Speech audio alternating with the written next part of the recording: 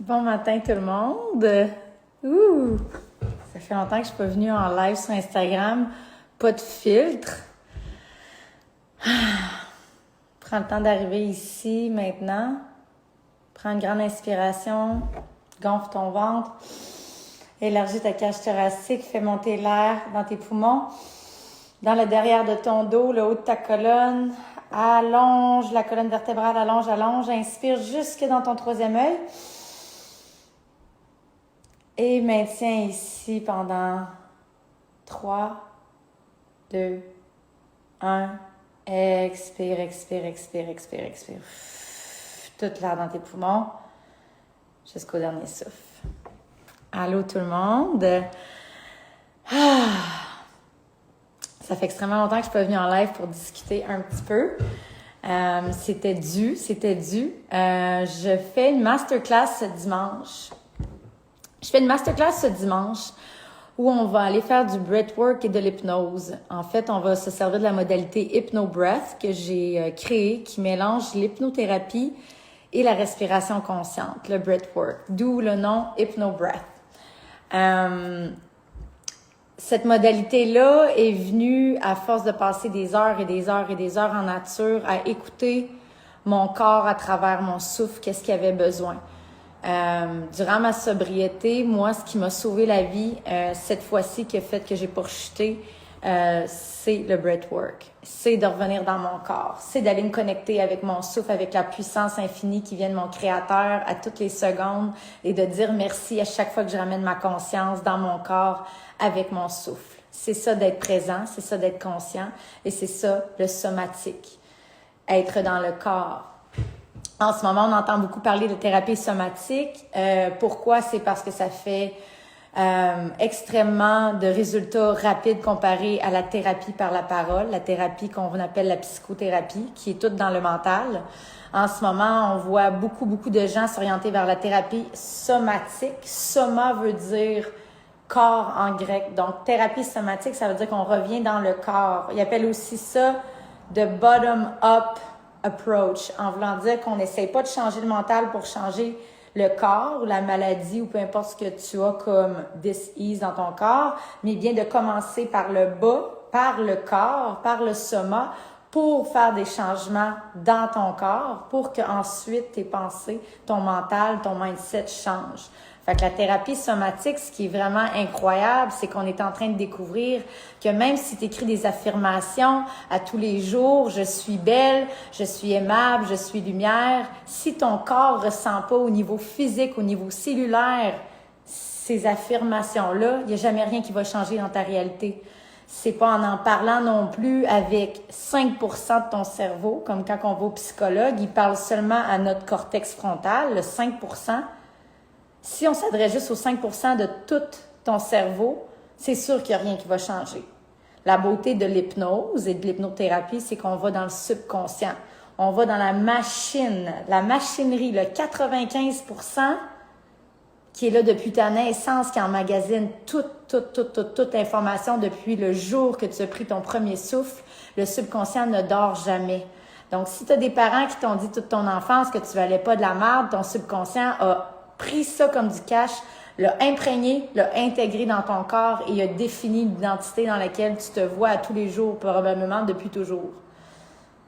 La bonne nouvelle, c'est que tu n'es pas tes pensées.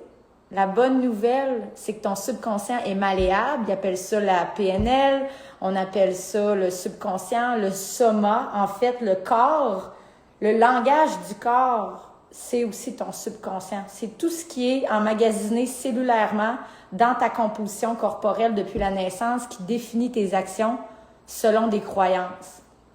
Si de 0 à 7 ans, quand ton subconscient se développait, les croyances qu'on t'a inculquées à l'école, dans ta société, dans ton milieu familial, en amitié, peu importe, si les croyances que tu as emmagasinées de 0 à 7 ans, c'était que tu n'es pas à la hauteur, que tu déplaces trop d'air, puis que tu n'es vraiment pas correct ou tu es brisé, ben ça va s'imprimer dans ton subconscient et ça va définir ta vie jusqu'à temps qu'un jour, tu réalises que tu as le pouvoir de changer cette cassette-là et de mettre la tienne que tu décides que tu veux mettre avec tes pensées à toi.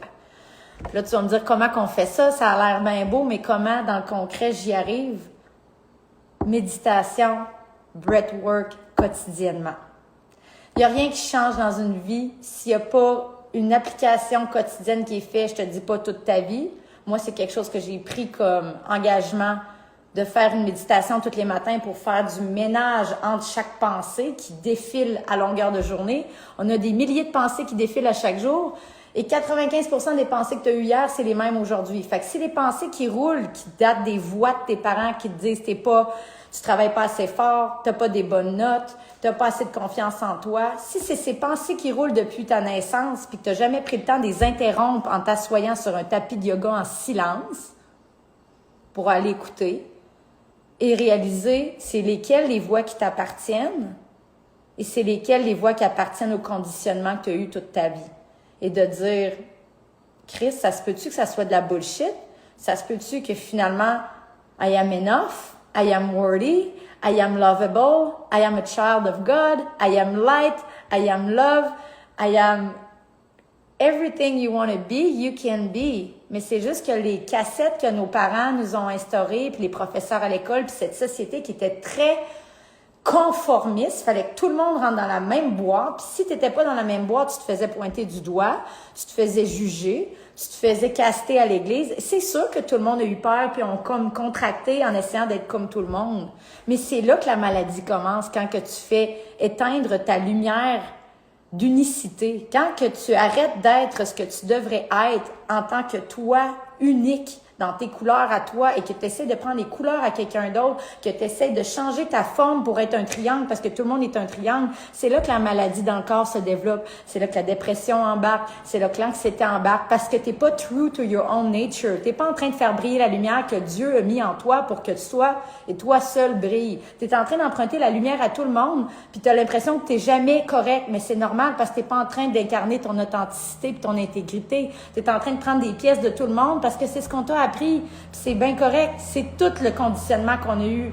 Notre génération, on vient d'une génération que c'était « fais ce que je dis, mais pas ce que je fais ».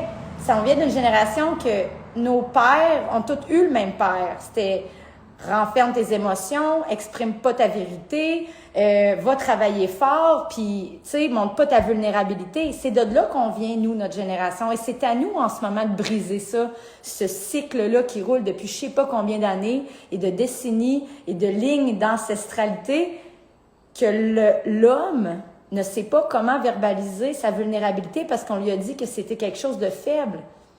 Et s'ensuit une multitude de problèmes quand le chakra de la gorge est contracté, quand on n'exprime pas nos émotions. C'est que ça l'empile, ça l'empile, ça l'empile.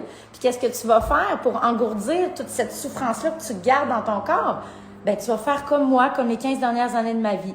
Tu vas te saouler, tu vas te geler, tu vas te sortir d'un bar, tu vas t'étourdir, tu vas te faire des one night, tu vas devenir codépendante affective, tout sauf aller en dedans. Parce qu'en dedans, c'est un vertige total tellement que tu as peur d'aller là. Mais la bonne nouvelle, c'est pire que ce que c'est. C'est pire que ce que c'est.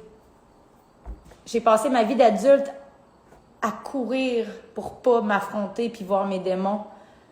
Et juste en 16 mois de sobriété avec du breathwork et avec de l'hypnose, je comprends même pas tout ce que j'ai accompli dans la dernière année et demie à juste prendre le courage de m'asseoir en silence puis d'aller écouter toutes ces voix-là pour faire du ménage puis décider c'est laquelle la vraie Véronique. La vraie Véronique, elle a envie d'aider les femmes dans la sobriété puis la violence conjugale. La vraie Véronique, elle a tellement vécu une marde, puis elle est encore là aujourd'hui, puis elle se tient debout, puis elle chaîne sa lumière sans aucune gêne pour montrer le chemin aux autres personnes qui sont pognées encore dans la noirceur en arrière puis qui pensent qu'il y a juste ça dans leur réalité. Ta réalité est tellement plus grande que ce que la société t'a conditionné à penser. Il y a tellement de potentiel que tu as à l'intérieur de toi quand tu décides de t'arrêter puis d'aller faire du ménage dans toutes les pensées qui défilent à tous les jours, qui te font croire que ta réalité, c'est tout ce que tu as droit. Mais tu as droit à ça et encore plus, mais il faut que tu fasses le ménage. Puis c'est pas facile. Mon histoire de méditation a pas été facile. Moi, j'ai décidé un matin de partir de Whistler puis d'aller m'enfermer dans un ashram de méditation pendant 40 jours, sans alcool, sans cocaïne, sans cigarette, sans viande, sans gars, parce que Dieu sait que la codépendance est la racine de la plupart des addictions qu'on a, parce qu'on veut être vu, on veut être aimé, puis ça déclenche une multitude de mécanismes pour aller essayer d'avoir de l'attention, dont les réseaux sociaux, que j'ai réalisé qu'il pouvait être un beau petit transfert de codépendance. Si tu le fais pas avec conscience et intention, ça peut te donner beaucoup d'alimentation pour tes patterns de codépendance quand tu as les réseaux sociaux. Mais bref, on utilise plein de moyens pour juste se sentir vu et aimé parce qu'on n'est pas capable de se le donner à nous-mêmes.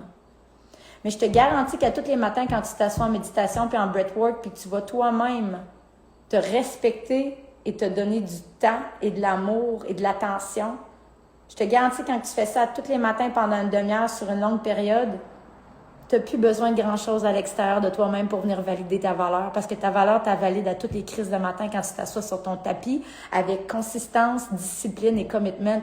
C'est toi qui t'apportes ça et personne d'autre. Puis je te garantis que si tu fais la respiration de feu à tous les matins pendant 15 minutes, ma chum, tu vas venir avec un corps puis un solaire plexus tellement fort puis tellement aligné puis tellement qu'il n'y a plus personne qui peut te faire chambouler ta voix que tu as décidée pour toi parce que tu la réaffirmes à tous les matins sur ton tapis. C'est qui ton identité puis c'est quoi qu'elle veut, elle, dans sa vie. Elle veut être autodépendante, elle veut être autosuffisante, puis elle veut pas avoir à toujours aller chercher à l'extérieur mille et une choses pour remplir le vide infini qu'elle a ici. Le moton, là, le vide, le void, là, d'aller chercher tout pour le remplir parce qu'en dedans, tu files tellement vide. Je l'ai connu, c'est 15 ans de ma vie d'adulte. C'est pas pour rien, je me gelais. J'étais tellement pas bien à jeun. J'étais incapable de vivre avec cette souffrance-là. Et c'est ce qui m'amène à la thématique de la masterclass de dimanche. Je ne savais pas pendant les 10 dernières années de ma vie que j'avais un deuil qui vivait en moi comme un virus qui entrait tranquillement dans tous les organes et toutes les cellules et toutes mes pensées. Je le savais pas. Il a fallu que j'aille en hypnose pour comprendre que dans mon subconscient vivait une culpabilité immense de la mort de mon père que j'avais jamais processée. Je savais même, tu m'aurais dit ça de même, là. Ah, mais tu dois avoir la culpabilité, c'est pour ça que tu te saoules. De quoi tu parles, la culpabilité? Mon père, il est mort, ça fait 13 ans, là. Ça fait longtemps que c'est classé, on passe à un autre appel. Mais en dedans de moi, ma petite fille, mon subconscient, mon corps était contracté dans cette émotion de culpabilité-là, de ne pas avoir été capable d'être là à son lit de mort puis de m'avoir gelé à tous les jours. Ça vivait en moi. Ça vivait en moi, puis j'en avais même pas conscience. Puis ça, c'est aussi une suggestion. Si tu as des choses que tu comprends pas, qui se répètent, des patterns que tu te dis, voyons, Chris, je suis pas innocente. Pourquoi que je retombe tout le temps dans le même trou? Je m'étais dit que je retournerais pas dans ce chemin-là, puis je viens encore de tomber dans le même trou. Ben ma chum, je t'inviterais à aller trouver un hypnothérapeute et d'aller voir c'est quoi qu'il y a dans ce trou-là en hypnose. Pendant que ton conscient, il essaye pas d'analyser puis de prendre le contrôle. En hypnose, ce qui est bon, c'est que tu dis juste la vérité. La personne va te poser une question, tu vas avoir la réponse instinctivement, tu n'auras pas de bullshit. En hypnose, quand elle est venue me demander c'est où que ça vit le vide que tu ressens quand tu bois de l'alcool puis que tu te défais, c'est quoi, c'est où, puis qu'on est allé ici dans mon abdomen, c'est pas pour rien que j'ai mon tatou là, le diaphragme, l'organe de la respiration qui garde tous les traumas, puis qu'on est allé respirer dans mon diaphragme, la face de mon père est apparue. Et tout le deuil s'était emmagasiné ici dans mon corps physique. C'est ça le soma, la puissance du soma. Quand je te dis, si tu règles pas en bas, tu peux pas régler en haut. C'est ça de bottom-up approach. On n'essaie pas de régler le mental comme la psychothérapie pour essayer de changer le corps. Ça fonctionne pas. Ça a été prouvé que c'est pas ça. C'est le nerf vague qui part de la base de ton corps et qui monte jusque dans ton cerveau, qui envoie l'information. 80% de l'information qui va à ton cerveau vient de tout ton corps. Donc, c'est sûr que c'est lui qui a le contrôle. Puis c'est ça qu'on est en train de découvrir. Puis c'est pour ça que le breathwork est puissant et la thérapie somatique. Parce qu'en changeant ton corps, la composition, les émotions, en les relâchant à travers du mouvement, à travers la respiration, tu as une décharge d'énergie qui quitte ton corps, qui était de l'émotion, qui était cristallisée depuis fucking longtemps. Des émotions comme l'émotion de culpabilité de mon père, de la mort de mon père, étaient cristallisées dans mon corps physique, parce que c'est de l'électricité. Quand tu vis un trauma, l'électricité reste prise dans le corps, l'émotion, emotion in motion. Mais bref, quand je suis allée en hypnose, on est allé dans mon diaphragme. La face de mon père est apparue et j'ai eu une montée d'émotions qui était probablement logée dans mon corps depuis 10 ans, de la culpabilité de ne pas avoir été là et ça l'a envahi tout mon corps. Comme un exorcisme, genre, je me souviens, j'étais là.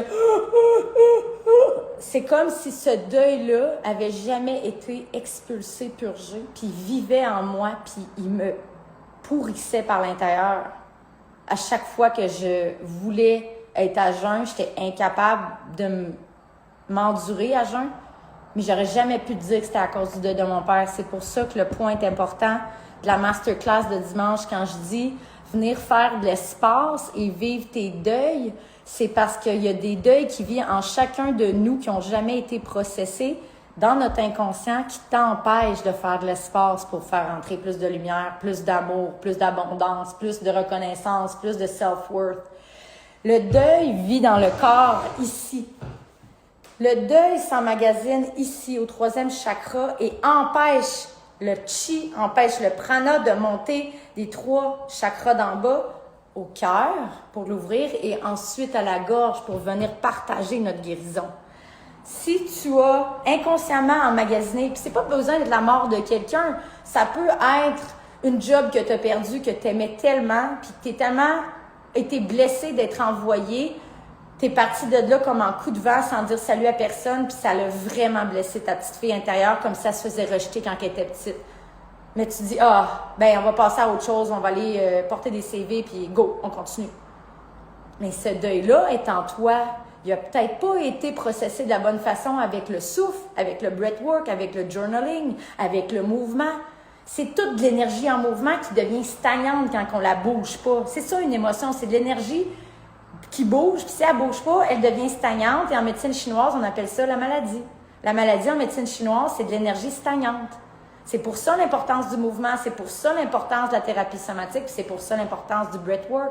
Ton souffle est la seule chose qui t'appartient, qui peut faire circuler l'énergie consciemment, avec intention, pour bouger les émotions stagnantes dans ton corps, comme une autoroute avec du trafic qui aurait plein de chars.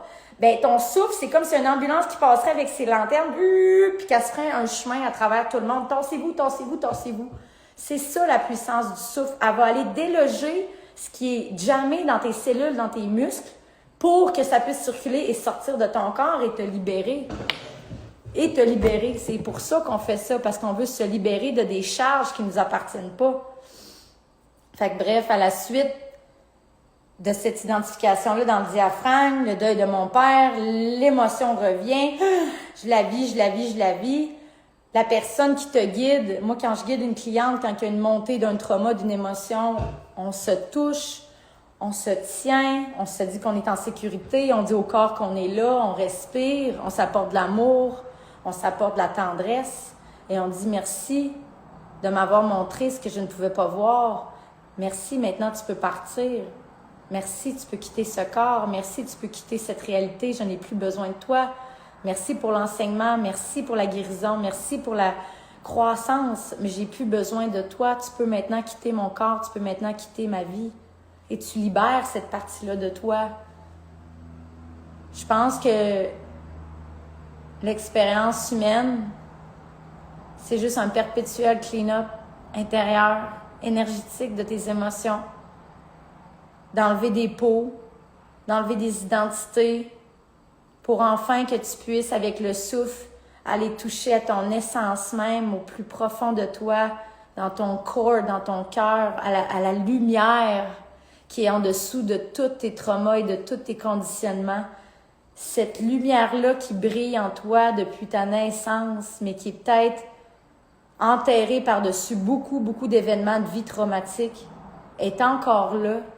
Et il y a un moyen d'aller refaire du chemin pour aller toucher à cette lumière-là et la laisser briller. Mais pour ça, tu dois vraiment ralentir, aller dans le silence, observer ses pensées, observer les voix de ton passé. Moi, j'ai beaucoup de voix dans mon passé de mon beau-père qui me dit que je ne vais rien réussir puis qu'il va me casser. Je fais encore du ménage à tous les matins à 36 ans dans ma méditation, d'essayer d'apporter de l'amour à ces voix-là, à cet homme-là qui faisait du mieux qu'il pouvait pour essayer de me détacher de ces voix-là. C'est aussi ça, faire des deuils. C'est laisser partir des voix qui ne t'appartiennent pas.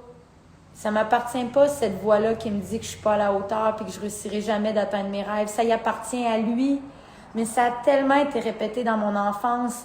De 0 à 7 ans, mon subconscient, il a tout emmagasiné ça, comme du cash. Mais c'était à nous de reprendre le pouvoir de notre vie en tant qu'adulte puis de dire, cette cassette-là est erronée. Je la sors et j'en réinstalle une nouvelle.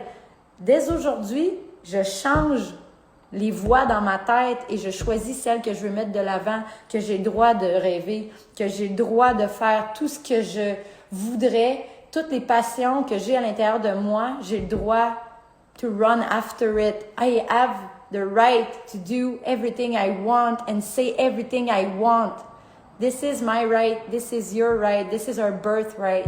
Peu importe les parents qu'on a eus qui nous ont dit qu'on n'avait pas le droit de parler la vérité qui voulait sortir de notre bouche, je te le dis aujourd'hui, c'est ça qui va sauver ta vie et c'est ça qui va aider à sauver la vie de la société dans laquelle on vit et le monde dans lequel on vit, qu'on est tous en ce moment malheureusement dans un état qu'on a tellement de deuil improcessé de choses, d'un métier qui n'a pas fonctionné, une relation de couple qui s'est pas terminée comme on pensait, une amitié qui s'est terminée, qui a fait beaucoup de peine. Si tu prends pas le temps de laisser partir l'énergie attachée à ces tristesses-là, elles vont s'accumuler et devenir qui tu es. Et tu vas probablement développer une dépression. L'important, c'est de savoir que tout est énergie et tout est en mouvement constamment. Et si tu bloques le processus de vivre tes deuils, pas besoin d'être quelqu'un qui meurt, peu importe, des chapitres de vie. Moi, il a fallu que je fasse le deuil de ma vie de party. C'était une vie de marde, mais il a quand même fallu que je fasse le deuil de cette vie-là parce que ça a été toute ma vie d'adulte, cette vie-là, d'être sur le party puis d'avoir plein d'amis. C'est un gros deuil à faire de plus avoir cette vie-là puis d'être souvent toute seule. C'est pas facile. Mais je le fais consciemment à tous les jours en m'assoyant sur mon tapis, puis en faisant ma méditation, puis en faisant mon breathwork. Je reprends le pouvoir sur ma vie, puis il n'y a plus rien après ça qui peut me dire que je suis une marde. Parce que mon mental, je ne l'écoute plus quand je suis en méditation. C'est moi qui ai le contrôle. Notre mental, il va essayer de nous dire par rapport au schéma de ton enfance que tu réussiras jamais, que tu serais mieux de te coucher dans ton lit en boule puis de pleurer, que tu réussiras rien. Ça, c'est sa job, le mental. Selon le programming que tu as eu à l'enfance, c'est ce qu'il va répéter. Mais c'est à toi d'interrompre la cassette puis d'en remettre une avec la puissance de ton souffle et de tes pensées et de ralentir et de t'arrêter. Quelle voix que je veux écouter aujourd'hui? Aujourd'hui, j'ai envie d'écouter que tous mes rêves sont possibles. Aujourd'hui, j'ai envie d'écouter qu'un jour, je vais trouver un amour à la hauteur de mes attentes. Aujourd'hui, j'ai envie d'installer qu'un jour, je vais l'avoir, ma vanne, puis faire des événements de breathwork, puis partager ma magie avec des centaines de femmes. Aujourd'hui, j'ai envie d'installer la voix que je suis pur amour, que je suis un enfant du Créateur, que je suis magie et que j'ai le droit d'être heureuse et que j'ai le droit de l'abondance et j'ai le droit au bonheur et encore plus. C'est ça les voix que j'installe tous les matins en méditation. Et c'est seulement la répétition qui va t'amener là. Il n'y a pas de formule magique. La répétition crée, les rituels créent, les intentions créent, ta présence et ton focus créent. Et ça, c'est entre tes mains à tous les jours de reprendre le contrôle de ta vie, comme je l'ai fait il y a 16 mois en décidant d'arrêter de consommer de la cocaïne à tous les jours et de me détruire un petit peu plus à tous les jours jusqu'à temps que je m'éteigne. J'ai ravivé ma lumière, puis j'ai décidé de remettre une nouvelle cassette. Je me suis relevée les manches, puis j'ai dit, bon, mon Dieu, je veux vivre, fait que c'est quoi le prochain pas? Et le breathwork est rentré dans ma vie. C'est pas pour rien que ça s'est tatoué ici.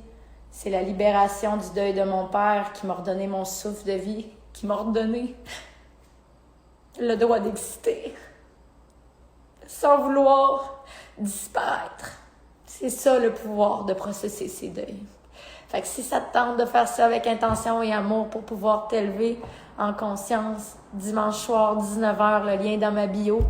Ça me ferait vraiment plaisir de t'y voir parce qu'on a toutes des degrés différents de choses à laisser partir dans nos vies en ce moment pour atteindre la version de nous qui est complètement épanouie et qui atteint tous ses rêves. Pour ça, il faut que tu fasses du ménage dans ton énergie, avec ton souffle, avec intention, amour et focus. Je vous vois dimanche. Je vous aime. Un bon jeudi ensoleillé. Merci pour ceux qui étaient là en live. Je vais être là, j'ai des gros problèmes d'intestin. Je me demande vraiment ce que je ne digère pas. Très belle réflexion. Ouais, la digestion. En fin de semaine, on avait une journée avec les femmes de Renaissance, puis on parlait de ça, les deuils qui sont pas processés, puis les émotions du passé qui nous hantent, puis qui sont prisonniers dans notre corps physique. Puis on disait que le symptôme qu'on avait le plus, c'est d'être bloated. L'inflammation dans le secteur du ventre. C'est tout là que ça s'emmagasine. Puis ce qui est plate, c'est qu'un coup que ça bloque là, ça l'empêche tout l'éveil de la Kundalini, de l'énergie spirituelle, parce que l'énergie bloque ici comme si tu avais une grosse galette.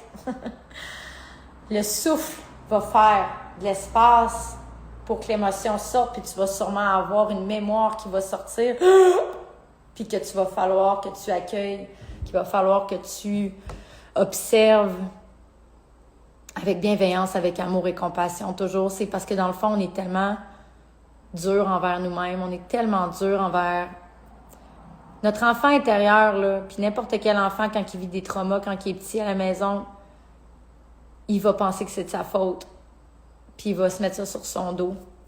Puis on va développer à cause de ça des traits de personnalité qu'on s'auto-détruit avec nos pensées sans même s'en rendre compte.